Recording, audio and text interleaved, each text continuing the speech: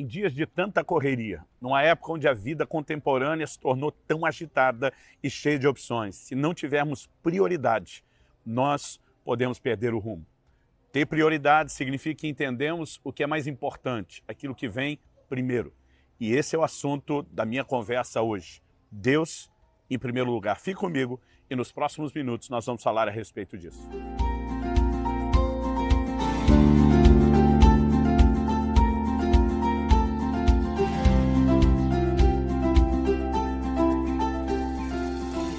Hoje na cidade de Morretes, no Paraná, passando para trazer mais uma palavra ao seu coração.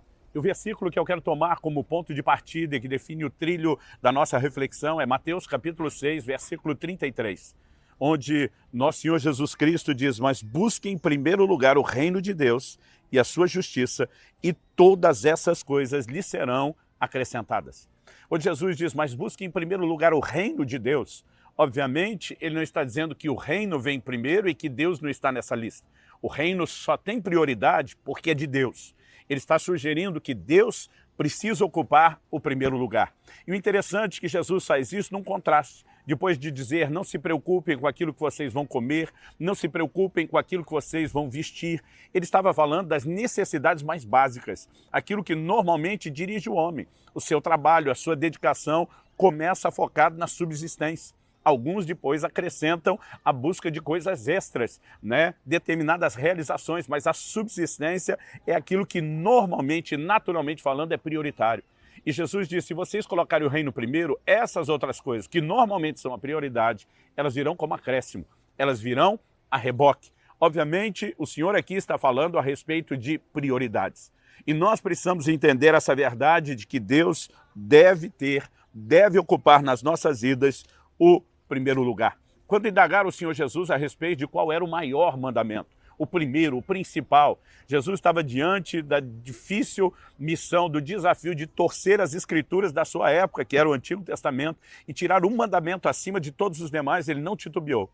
Marcos, capítulo 12, dos versos 28 em diante, nos mostra Jesus respondendo àquela indagação com as seguintes palavras: amarás o Senhor teu Deus de todo o teu coração, com toda a tua alma, com todo o entendimento, com todas as tuas forças. Jesus não titubeou. Se há algo que possa ter destaque, diz respeito ao lugar de importância que Deus deve ocupar. Nós devemos amá-lo antes mesmo de amar a nós mesmos ou as outras pessoas. Não há dúvida de que o primeiro lugar pertence a Deus. Mas eu gostaria de destacar esse primeiro lugar pertencendo a Deus em três esferas muito específicas. Uma diz respeito ao nosso relacionamento pessoal. A outra diz respeito às disciplinas cristãs que devemos praticar.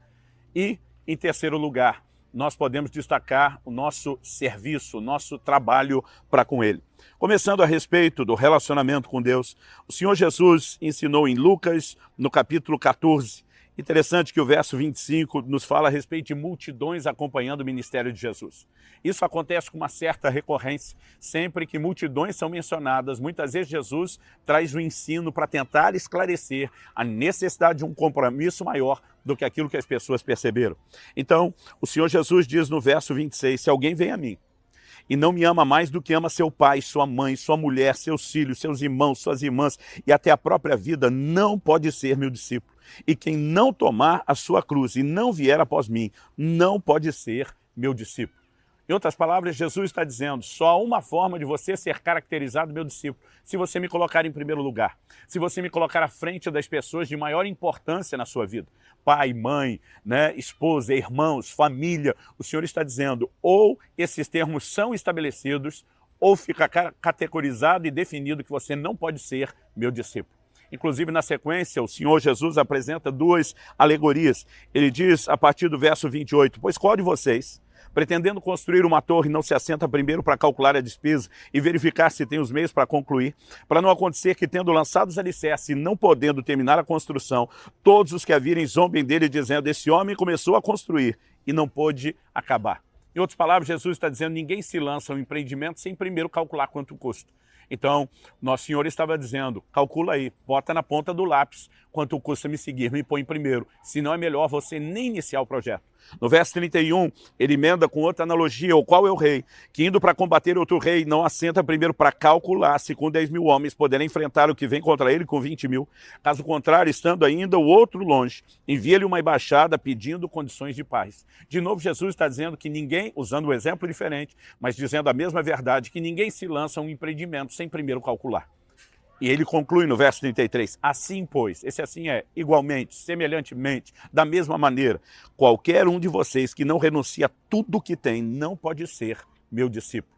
Em outras palavras, ou me coloque à frente, ou não existe essa relação de discipulado. Quando olhamos para exemplos bíblicos como o de Gênesis 22, e vemos Deus pedindo a Abraão que entregue o seu filho em sacrifício, e a Bíblia diz que Deus o estava provando.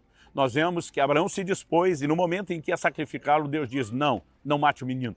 Basicamente é como se Deus estivesse dizendo, nunca quis o menino, eu só queria o primeiro lugar. Só queria que você não trocasse a mim, o doador, por uma dádiva que eu lhe entreguei.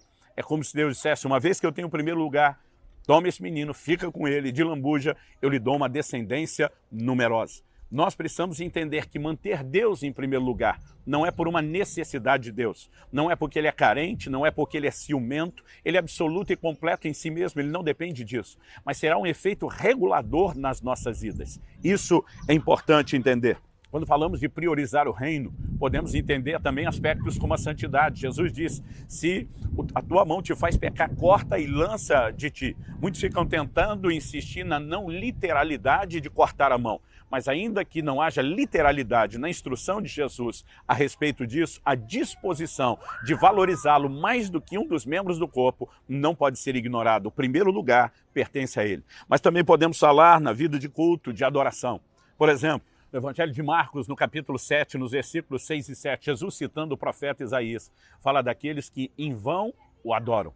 Qual é a característica de um culto ou de uma adoração vã, inútil?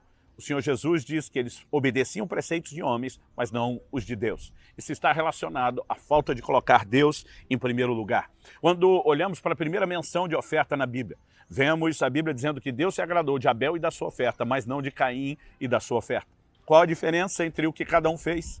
Se houve uma disposição no coração de colocar Deus em primeiro lugar ou não. A Bíblia diz que Abel entregou das primícias do seu rebanho. A palavra primícias significa primeiros frutos. E quando entendemos esse desenho a respeito dele ter dado a primeira parte para Deus, ele estava dizendo para Deus, o Senhor é mais importante, eu fico depois. Mas quando a Bíblia fala da oferta de Caim, diz que depois de uns tempos, a maioria das versões diz no fim de uns tempos. Nós não temos a definição da palavra tempo, se são dias, semanas, meses, mas uma coisa é certa. Enquanto Abel colocou Deus em primeiro lugar, Caim deixou Deus por último. A mesma observação é feita quando Jesus fala de uma viúva pobre que deu tudo aquilo que possuía, enquanto os ricos davam do que lhes sobrava. Não estamos falando aqui a respeito da contabilidade, mas Jesus diz que ela deu mais. Por quê?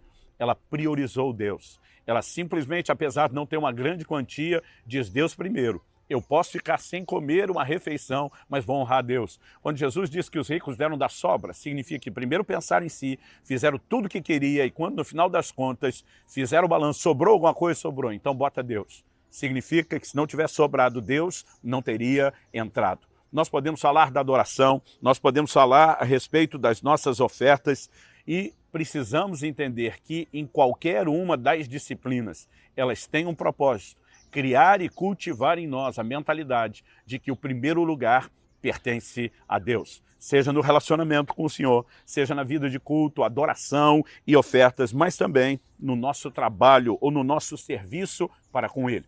No Evangelho de Mateus, nós vemos o Senhor Jesus falando a respeito de buscar em primeiro lugar o reino de Deus e a sua justiça. Mas nada sugere que devemos buscar o reino até para nós. Jesus nos ensinou a orar, venha teu reino, seja feita a tua vontade. Nós precisamos ter um compromisso com o estabelecimento do reino, não só na nossa vida, mas também na vida de outras pessoas. Eu costumo dizer que amar a Cristo é também amar aos que pertencem a Ele e a sua obra. Jesus perguntou a Pedro, Pedro, você me ama? Ele disse sim, ele falou, então apacenta as minhas ovelhas. Nós direcionamos o amor e a prioridade que o Senhor tem na nossa vida quando entendemos o seu chamado para cuidar daquelas coisas que é interesse dele. O chamado ao ministério não é privilégio de um pequeno grupo. não é responsabilidade apenas de alguns vocacionados em tempo integral. Todos nós temos a responsabilidade de servir. E quando eu olho declarações do apóstolo Paulo, eu fico impressionado em como ele transpirava esse amor, essa paixão pelo reino e Deus em primeiro lugar. Em Atos 20, 24, ele diz: porém, nada considero a minha vida preciosa para mim mesmo, desde que eu complete a minha carreira e o ministério que recebi do Senhor Jesus para testemunhar o evangelho da graça de Deus. Quando ele diz que testemunhar o evangelho da graça de Deus, completar o ministério, era mais importante do que a própria vida, ele nos mostra que colocou o entendimento daquela responsabilidade de serviço acima da própria vida, ou seja, em primeiro lugar, junto com o valor que Deus e o seu reino deve ter. Quando olhamos para essas verdades nas Escrituras, isso precisa nos fazer avaliar como eu e você temos nos conduzido, como eu e você temos agido, né?